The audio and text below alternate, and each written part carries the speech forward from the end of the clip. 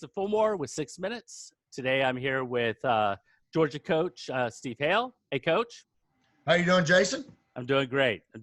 So before we get into talking about Georgia wrestling and the last decade of Georgia wrestling, why don't you give me a little bit of background about your time spent coaching in Georgia? I started coaching back in 1984. I started Cula's wrestling program, and a single A school. I realized when I got into the coaching aspect of it how difficult it was to run a program.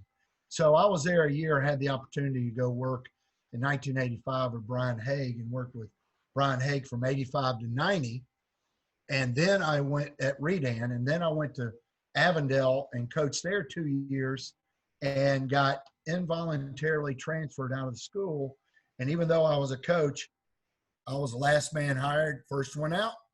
And so then I got into counseling in 1993 and was the head middle school coach at Eagles Landing Middle School. Oh, okay. Then I went from Eagles Landing Middle School to Stockbridge Middle School and was the head middle school coach there for 6 years. And I coached through 2000. And then my son started wrestling in the early 2000s. So I became a daddy. I had 23 years of officiating from 1980 to 2003 until, wow. and so I coached from 84 to 2002. And then I was refereeing from 84 to 3, and then became a full-time father and just went and watched my son wrestle. Yeah. Wow. So you've been around for quite a while. Yes, I have. I'll be 60. I'll be 60 on Sunday. Oh, congratulations. Thank you. Congratulations. So I want to focus mostly on the last decade of Georgia wrestling, even though we could probably go back much further. I don't know Georgia wrestling way back, except for Troup County was really good back in the 80s. Yep. But if we look at the last decade, one of the things that I think is really interesting to look at is, so we had three classifications. I think it was 7A, 3A, and 1A, where the traditional champion was different than the dual champion. Tryon was the dual champion in 1A. Commerce was the traditional champion. Right. And so on and so forth. Oh, it wasn't 7A because Camden won both of those. Right. It must have been 6A with Creekview and Pope. Right. So in your opinion, because you've been both as an official and a dad and as a coach, which is the best way to kind of measure a team? Is it a dual or is it traditional? I think possibly I would look at it from a standpoint of it depends on what you're looking at it from. The old school is traditional. Right. Where you've got the kids the horses that can go in there and compete. The new way with the duels, it's the whole team's concept. Right. And, I'm glad we have both.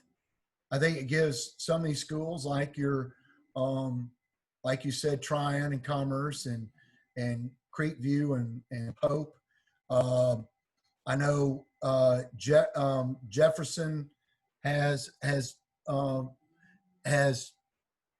been in the top 5 for the first time in a couple of years and not been the winner. Right. I know North Hall.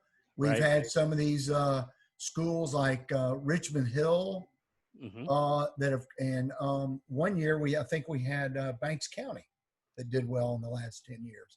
So with having both, some schools have been able to win a state championship that would normally not. Yeah. Yeah. Do you have a preference? Do you think one is better of measurement of a team than another personally? I guess I'm more in line with the traditional, and I love the fact that, if you've got the horses and you go and you score, I think it's more of a dog-eat-dog world. I like that much better. Okay. I mean, the competition, I don't know. It's good for both, but I'd rather win the traditional than the dual. I got you. That sounds good. Yeah. I mean, I think everybody has kind of a different opinion, and I'm just curious about kind of what Sure, people think. sure. And it came about, the duels came about right as you were finishing coaching. So the dual state championships, right? Weren't they Yes, back like yes, 2001, 2002? yes. I would Um, say it's been within definitely been in the last 20 years. yeah. Yeah. So, you look at the last 10 years and you mentioned Jefferson, and we talked before we got on the call about Camden, and they have been dominant powerhouses for such a long time. What do you think, what is some of the big reasons why those schools continue year in, year out to continue to grind to the top? It's not a secret. It's you look at any of the schools. Um, my son wrestled in the late 2000s. They happen to have a good youth program. They won their only state championship in duels in 2010. It's all about the youth programs. Every one of these have had good youth programs, and what's interesting is my understanding is the reason Jefferson hasn't won it the last couple of years and had a little dip is that their youth program was in transition. Hmm. They Okay. because most of those are volunteers or daddies, and they That's right. they do it for, they have 2 or 3 sons, they do it for 10 or 15 years, and they get out of the sport. Right. So if there's not somebody to take it up to because in this day and age, if you need to at least start as 6th graders, so you've Right. got to have the youth program. It's hard to win if you start with, I don't care how great the athletes are, it's hard to win starting as 9th grade, the first year of seeing wrestling. So, as a former coach who might have had a youth program or been a part of a youth program, when you were bringing in a youth coach, what were some of the characteristics you were looking for from a youth coach you wanted to have? Or as a dad, what were you looking for that person kind of embodied for the little kids? Knowledge of wrestling and being very, very patient and fundamentally sound. Okay. You want fundamentals. It looks great to watch the WWE, people headlocking, throwing stuff around, but on a top level, that doesn't really work. You want the fundamentals: single leg, double leg, a fireman's carry. Go to I love the cradle or the bar series. Not anything crazy. Right. That's what's going to win. Right. Especially, and that actually transitions to my next question, and that is, one of the things that Georgia's done exceptionally well over the last decade is transitioning from not only having some great high school kids, but some fantastic college kids. And it is based on those fundamentals of what you're talking about. But talk a little bit about how Georgia has kind of continued to like move the Taylor Luhans and the Sean Russells and them into the college and have real success. Well, a lot of it still has to deal with the youth programs. These young men need to have some basics when they come to high school. And unfortunately, because Georgia, one of the things, is we have too many classifications. Oh, so okay. We're not able, because of 7 classifications. The duels are great, but we've talked about doing something with the traditionals. We can't tell you who the best all the time, tell you the best 26 pounder or 32 pounder or 38 pounder, because we have 7 champs. Right. And so they have to go to Virginia Beach, to Super 32, to Fargo, to outside tournaments to shine, to do well in wrestling. And our young men have to understand, most of these colleges, they'll give them a little help financially, but you've got to have the love of the sport, because you're not going to, most of them don't get full rides. They hope they get a little financial help, quarter or half, maybe a little academic, and they got to just love the sport. Right. And that's the bottom line. You got to love the sport. So I'm glad you brought up the 7 classifications, because it's always a little bit of a touchy subject. There's coaches that like the 7 classifications or more classifications. I'm personally, an advocate of more California with the one classification at the traditional level.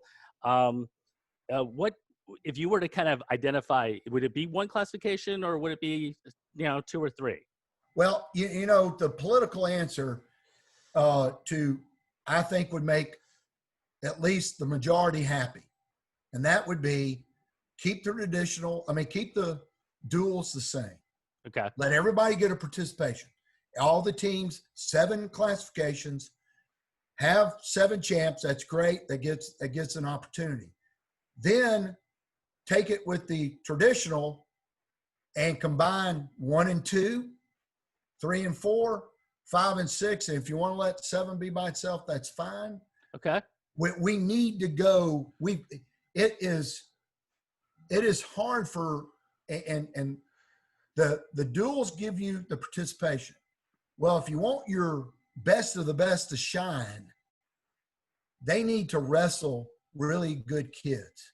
Right. And by having, that they're in talking with some of these, like Jake and some of these smaller coaches, they'll take a 6th place guy out of Pennsylvania. Right. Because he's wrestled to, well, we'll have we've had 4-time national state champions, and that hadn't translated to being an All-American.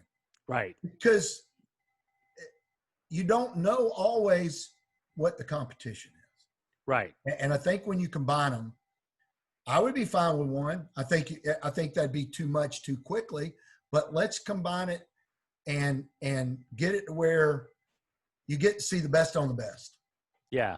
Yeah. I mean, I don't know about Alabama, but we sometimes the finals got pins in the first period. That's not a finals. Yeah, no,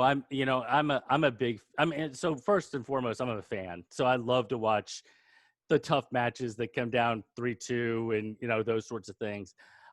Alabama has 3 classifications. I think it's too many personally. But, yeah, I don't want to hamper the participation side of things. But I'm a big advocate of a champ, and knowing kind of who that state champ was. I do realize that I'm not, I might be in the minority or whatever, but 7 is a challenge, I think, in Georgia. Well, and the problem is with this day and age with COVID, what's even gonna make it worse is the financial aspect of it. When you got to have 7 classifications, when you're doing a 16-man bracket, I mean, think of the number of children you're having.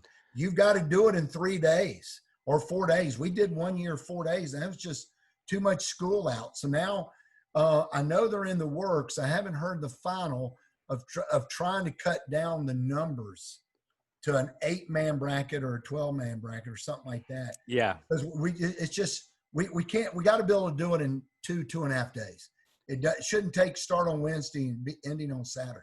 Right. And one of the big frustrations, both for the coaches and the parents and the wrestlers, is that on that first day, you might only get a match. And that's, I mean, I made weight for that match for a state tournament. That just seems kind of frustrating. 4 years, I was going to say 2 years ago, the state champion had to weigh in 4 times. Right. Wednesday, Thursday, Friday, and Saturday. Yeah. Wrestled only 1 time each day. Yeah. Yeah. Not ideal by any stretch of the imagination. No. So we're kind of finishing things up, but if we were to look, and you and I talked about a ton of things before we got on the call, and I'm gonna have to bring you back, and we're gonna have to talk about a bunch of other stuff. Sure.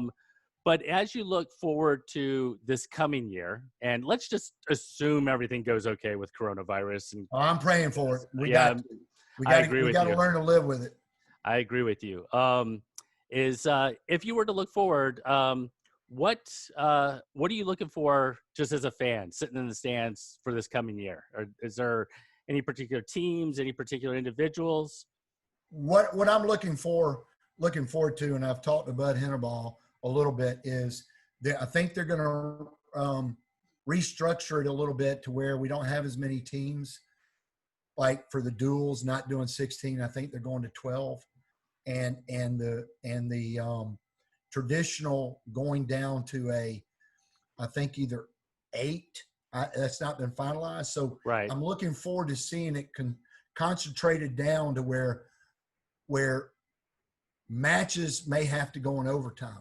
Matches are won on a takedown in the third period, where the competition is really good, and hopefully get away from a pin in the finals. Yeah. A weight class has 7 matches, 3 of them end up in pins in the first period. Right. I want to see competition. I want it to be competitive. I want the young man who wins to have earned it. Yeah. Like Awesome. in the NCAAs. Right. They earned it. They earned it. No doubt about that. Yes, Well, that would be what I'm looking forward to. awesome. Well, I appreciate you taking the time. I And appreciate you asking me. And I would love to get together in a few months, and Sure. maybe we'll have some ideas about kind of what the season will look like, and we'll go from there. All right. Well, thank you, Jason. Thank you. Take care. You too.